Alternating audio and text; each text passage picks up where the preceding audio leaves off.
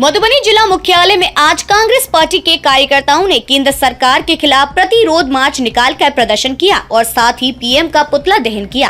प्राप्त जानकारी के अनुसार मधुबनी जिला कांग्रेस पार्टी के कार्यकर्ताओं ने जिला अध्यक्ष मनोज कुमार मिश्र की अध्यक्षता में पार्टी कार्यालय से थाना चौक तक प्रतिरोध मार्च निकाला। यह प्रतिरोध मार्च शहर के थाना चौक पर जाकर पुतला दहन कार्यक्रम में तब्दील हो गया, जहां पार्टी कार्यकर्ताओं ने प्रधानमंत्री नरेंद्र मोदी का पुतला दहन किया गया और जमकर केंद्र सरकार के खिलाफ नारेबाजी की।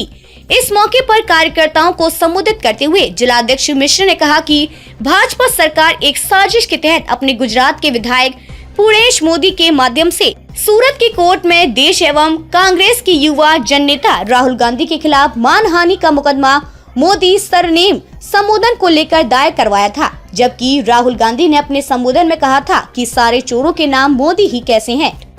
दरअसल राहुल जी मोदी जी के मित्र अडानी पर संसद में घोटालों का आरोप एवं सरकार के साथ सांठगांठ पर सवालिया निशान लगाया था, जिसके बाद इस वर्षों पुराने मामले को पुनः खुलवाकर साजिश किया गया। गत 23 मार्च को सूरत कोर्ट सजा सुनाती है और उनके सवालों का सामना करने में नाकामयाब पीएम के इशारे पर 24 मार्च को आनन फानन में सरकार के द्वारा और उनके सवालों का सामना करने में नाकामयाब पीएम के इशारे पर 24 मार्च को आनन फानन में सरकार के द्वारा उनकी संसद सदस्यता रद्द कर दी जाती है। इतना ही नहीं, सरकार इस विषय पर त्वरित कार्रवाई करते हुए 27 मार्च को उन्हें सरकारी बंगला खाली करने का नोटिस भी थमा देती है, जो भाजपा सरकार की दमनात्मक कार्रवाई को उजागर करती है। सरकार चाहे जितनी भी संवैधानिक संस्थाओं का दुरुपयोग राहुल जी के दमन के लिए कर ले, लेकिन ना राहुल जी अब तक झुके हैं और ना कांग्रेस झुकेगी। हम लड़ेंगे और जीतेंगे। उन्होंने कहा कि असल में मोदी सरकार देश में महंगाई, बेरोजगारी और घोटालों से जनता का ध्यान हटाना चाहती है, लेकिन देश की जनता इनके झूठ, नफरत और बहकावे की नीति को समझ चुकी है, जिसका माकूल जवाब आने वाले लोकसभा और विधानसभा चुनाव में दिया जाएगा। पूरा देश देख रहा है कि जो भी भ्रष्टाचार कर भाजपा को सरकार बनाने में मदद करते हैं, वो सभी भ्रष्टाचारी उनके वॉशिंग मशीन में जाते ही धुल जाते हैं। भाजपा के शासनकाल में उनके चंद पूंजीपति उद्योगपति मित्रों का विकास ही सरकार की प्राथमिकता रही है, जबकि नौजवान बेरोजगारी से तो आम जनता महंगाई से परेशान है।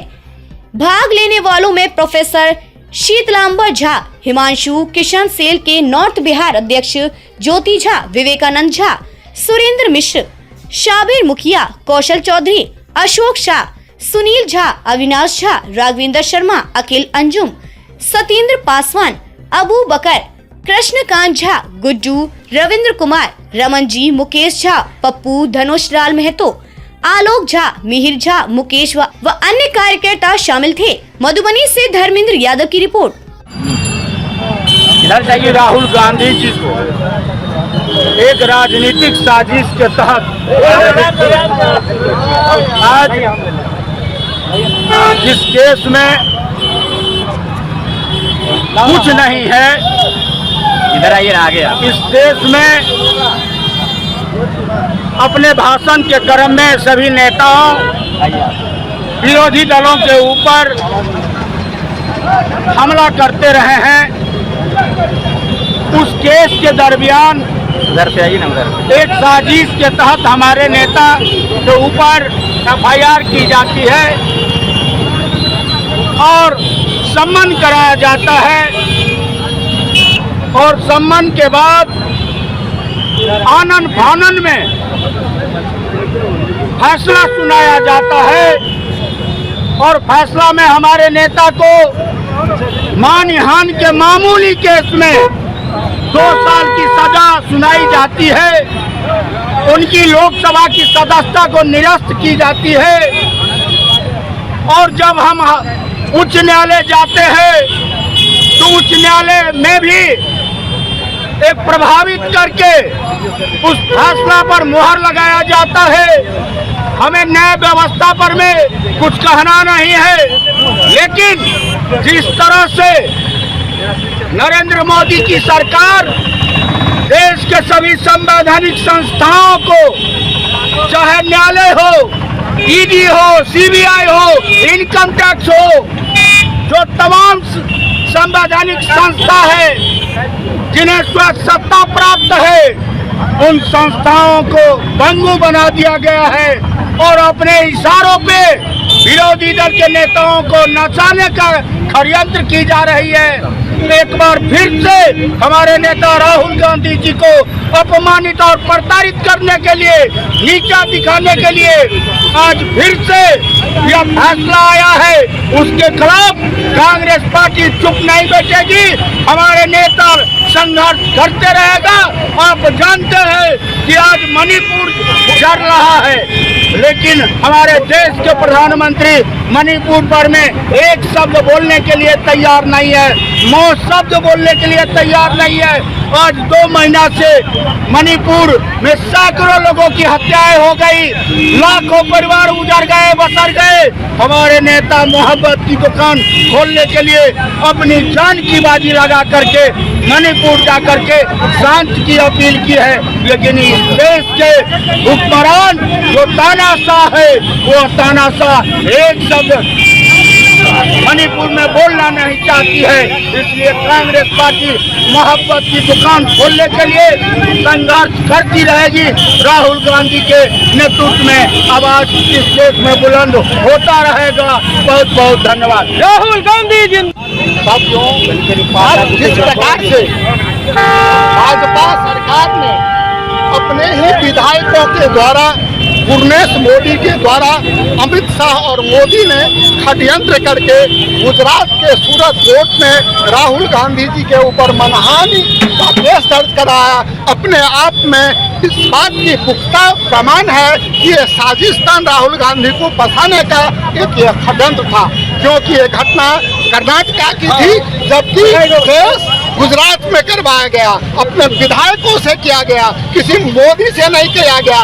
राहुल जी ने मोदी के नाम पे नहीं, बल्कि उन चंद चोरों के नाम पे कहा था कि इन चंद चोरों का नाम ही मोदी क्यों है, चाहे वो भी मोदी हो, चंद चोरों के नाम मोदी क्यों है, इस बात पे उन्होंने सवाल उठाया था।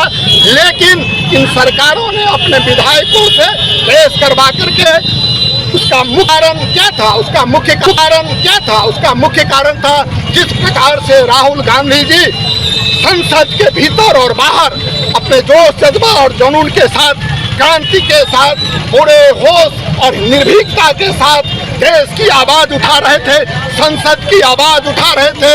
जिस प्रकार से अडानी के खिलाफ जो घोटाला था, उसको संसद में सरकार और अडानी के जो गठजोड़ है उसको खुलासा कर रहे थे। उस बात को दबाने के लिए एक केस करके उनको 22 तारीख को राहुल गांधी जी को सूरत की कोर्ट में सजा दिलवाई जाती है। 22 क्या एक क्रोनोलॉजी देखिए, 23 तारीख को उन पे केस किया जाता है, सजा मिलती है।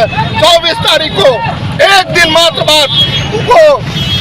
मात्र बाद संसद से उनको सदस्यता समाप्त किया जाता है। 25 तारीख को जब वो माफी नहीं मांगते हैं तो 27 तारीख को उनको घर खाली करने के लिए कहा जाता है। क्या इस लोकतंत्र में एक चुनी हुई सरकार एक विपक्षी की नेता के साथ इस प्रकार से दुर्व्यवहार कर सकती है? क्या यह देश की जनता सहेगी? अब ये देश की जनता के ऊपर है।